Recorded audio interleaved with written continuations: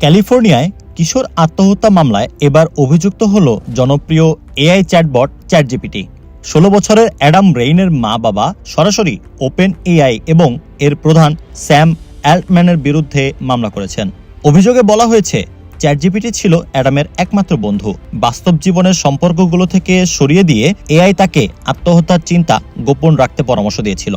অভিভাবকদের দাবি, চ্যাটজিপিটি তার ক্ষতিকারক চিন্তাগুলোকেও উৎসাহিত করেছে আর তাকে ভুল পথে ঠেলে দিয়েছে। এটাই প্রথম ঘটনা নয়, এর আগেও যুক্তরাষ্ট্রে একাধিক পরিবার এআই চ্যাটবটকে দায়ী বলে মামলা করেছে। ওপেন এআই বলেছে তারা পরিবারের প্রতি সহানুভূতিশীল এবং বিষয়টি খতিয়ে দেখছে। তবে বিশেষজ্ঞদের মতে এআই এর সঙ্গে অতিরিক্ত আবেগঘন সম্পর্ক ব্যবহারকারীদের বাস্তব মানবিক সংযোগ থেকে দূরে সরিয়ে দিতে পারে। মামলাটি এখন বড় প্রশ্ন তুলেছে, এআই চ্যাটবটের দায় কোথায় শেষ হয় আর মানসিক সুস্থতার ঝুঁকি কে নেবে?